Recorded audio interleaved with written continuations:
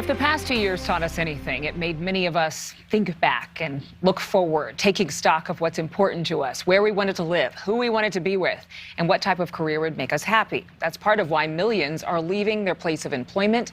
In just September alone, nearly 4.5 million Americans quit their jobs, according to U.S. government numbers. Now, as the job market continues to shift, many experts say it is employees who hold the upper hand in job negotiations. Joining us this morning, economist Rebecca Ryan. Thank you for being with us, Rebecca.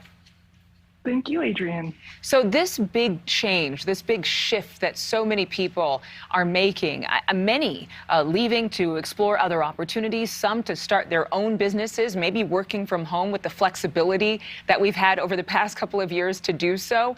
It really is changing the economic landscape. So what's one thing that we're seeing as a pattern as more and more people have not returned back to the job?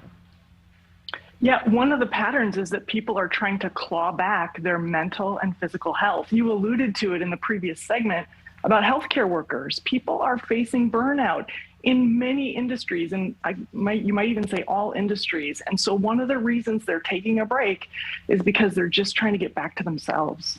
And really, there are a lot of people who want to be working again, but they want to be doing something where they can have freedom or they feel more passion because, I mean, life is short. We've seen that proven time and time again. So what are some good pieces of wisdom for job seekers right now to find those sweet jobs that they're looking for and get paid the amount of money that they want?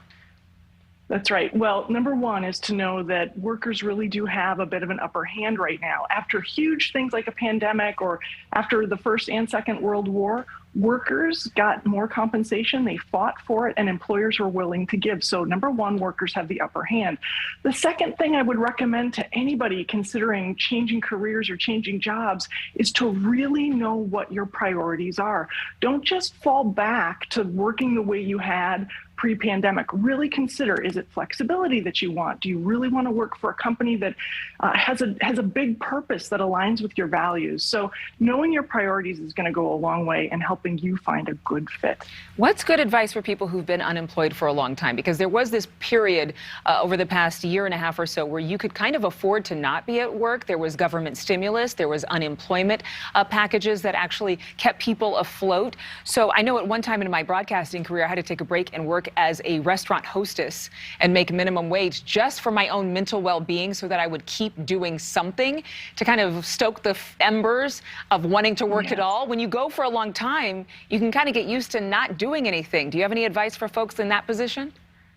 Yeah, and the advice would simply be to consider how active your network still is. I think one of the risks we may run into if you're sitting on the sidelines is letting your networks grow fallow. A lot of people are changing jobs and changing careers right now, and it's often who you know, right? So make sure that even if you are continuing to sit on the sidelines, you're thinking about staying in touch with your network.